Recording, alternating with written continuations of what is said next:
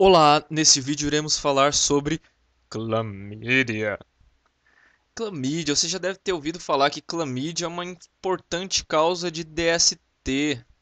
Vamos começar aqui, antes de falar sobre as doenças causadas por clamídia, um pouco sobre as características gerais dela.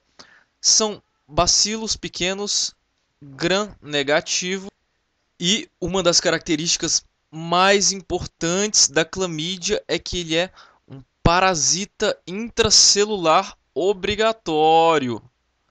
No que isso vai refletir? Isso reflete, por exemplo, na questão da cultura. Quando você tenta cultivar lá a bactéria, ela não é cultivada em meios artificiais.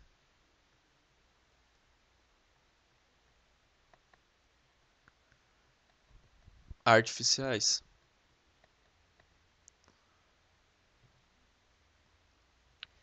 É importante destacar que eles são parasitas de energia também. Ou seja, eles dependem do ATP da célula que eles estão parasitando.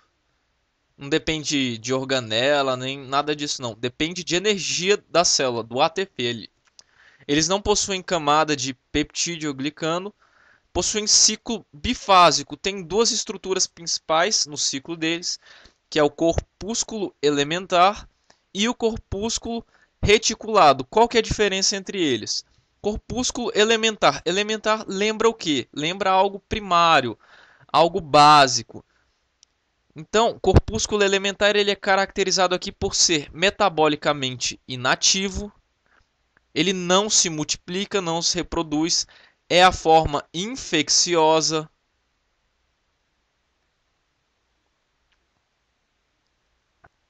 e é menorzinho. Já o corpúsculo reticulado, ele é maior, é a forma metabolicamente ativa e é a forma de multiplicação. Vamos detalhar aqui o ciclo Vamos detalhar aqui o ciclo bifásico da clamídia. A gente tem de início aí, como forma de transmissão, lesões de mucosa com o material contaminado. Qual que é a forma infectante para a célula? Lembra lá, é o corpúsculo elementar. Tá de verdinho aqui, corpúsculo elementar. Esse corpúsculo elementar, ele se liga a um receptor característico de células não ciliadas,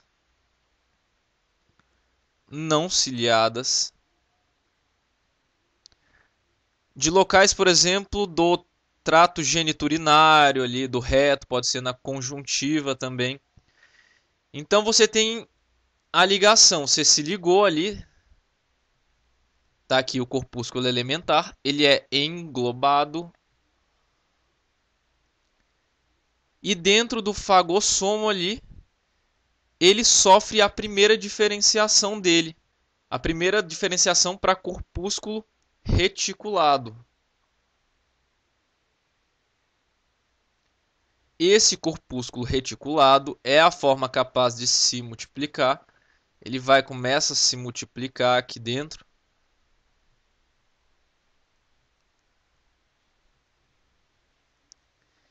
E aqui o corpúsculo reticulado sofre a segunda diferenciação, de volta para a forma de corpúsculo elementar.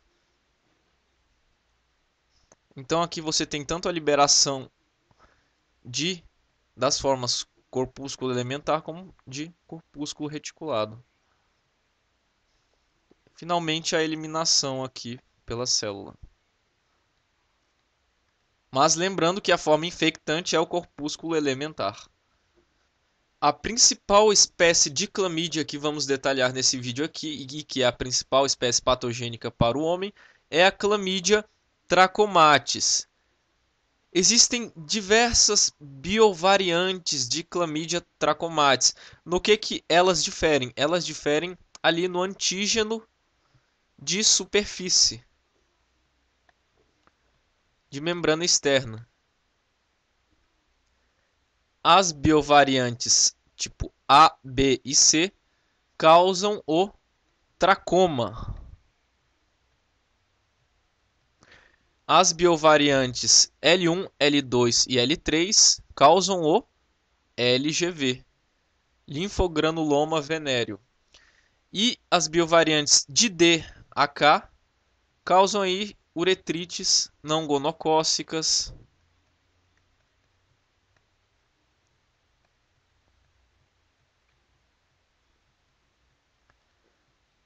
Podem causar cervicites, epididimites e assim por diante.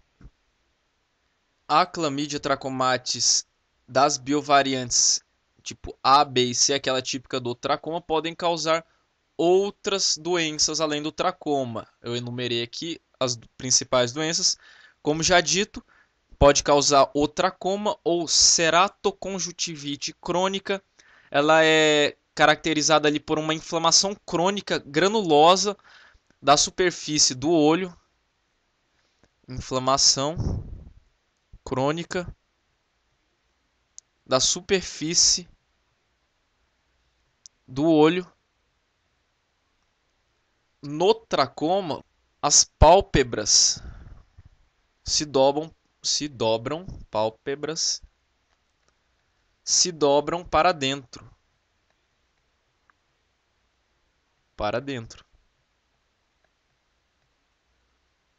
E aí os cílios ficam ali em contato com a superfície do olho, podendo causar ulcerações ali. Cílios causando ulcerações. E essas ulcerações podem levar à cegueira. Existe outra doença também chamada conjuntivite de inclusão do adulto. O que caracteriza ela? Ela é caracterizada ali por uma vascularização da córnea. Secreção mucopurulenta também, inflamação.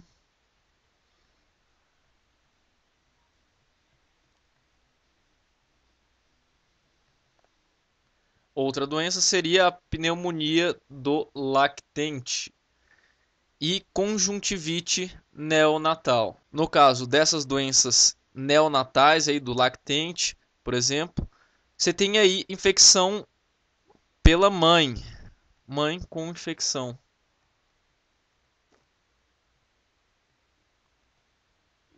Geralmente a bactéria coloniza ali a região do canal do parto e o recém-nascido acaba se infectando.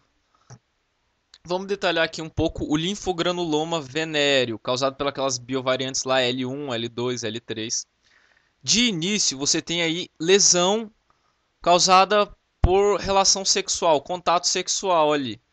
Você tem de início formação de uma pápula ou de uma úlcera que não dói. Ela é pouco aparente. Passa despercebido ali pela pessoa. Com o tempo, a bactéria dissemina ali pelo sistema linfático e chega nos linfonodos inguinais, principalmente. Ela vai causando inflamação ali nesses linfonodos inguinais até formar os bubões. Esses bubões já são muito dolorosos, até que chega um ponto em que eles rompem e aí você tem a formação de fístulas que elas ficam drenando ali, é bem grotesco. Coloquei ali um esqueminha, você tem aí a região inguinal da pessoa, tá ali no, você teve a lesão ali no órgão genital da pessoa, lesão inaparente e tal, e aí foi começando a disseminar para a região linfática, na região inguinal aqui principalmente. E aí começou a fazer os bubões, tá inchadinho aqui. Chega um ponto que ele forma uma fístula, ele rompe aqui e fica formando aquela secreção purulenta. Lembrar também que a clamídia é causadora de uretrites não gonocócicas, uma das principais causas de uretrites não gonocócicas. No caso das mulheres, isso é muito perigoso. Por quê? Porque elas são frequentemente assintomáticas. Então ela vai ser quase que um reservatório ali, a principal fonte de infecção, de transmissão, aliás. Pode ter também sintomas de salpingite, cervicite, entre outros. No homem já é bem mais sintomático.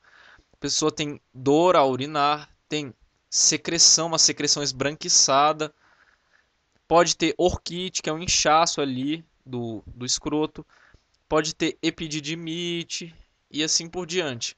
No recém-nascido pode afetar também, causando conjuntivite e pneumonia. Para o diagnóstico de clamídia, a gente tem como principais formas a citologia. Por quê? Porque eles são parasitas intracelulares obrigatórios. Então você vai ter que fazer um estudo ali das células que estão sendo parasitadas. Pode ser usado sorologia também, é o principal método ali para diagnóstico da LGV, porque tem intensa resposta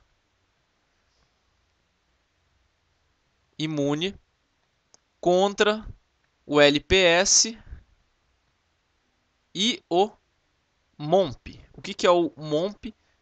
Proteína principal de membrana externa. Pode ser usado PCR também, que é um método bastante sensível e bastante específico.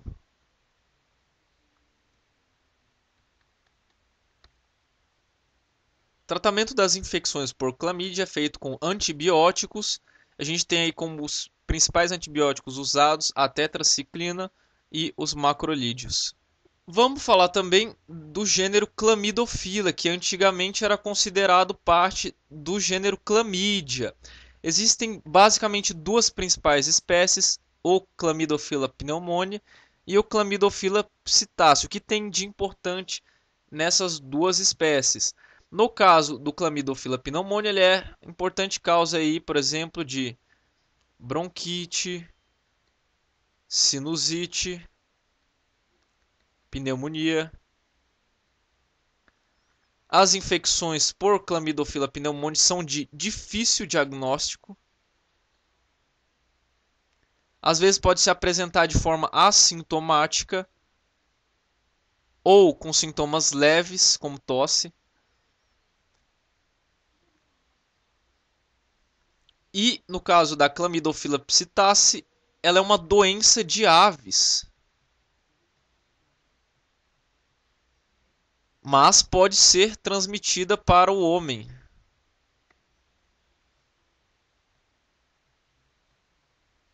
Nesse caso, você tem ali contaminação por meio de inalação de excrementos secos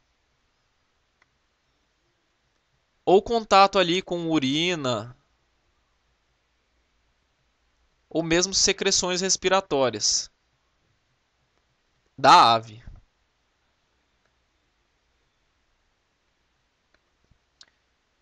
Como que é a patogênese da Chlamydophila psittaci em humanos? Bom, a bactéria é transmitida aí pela via oral, ela se dissemina e chega até o sistema retículo endotelial ali,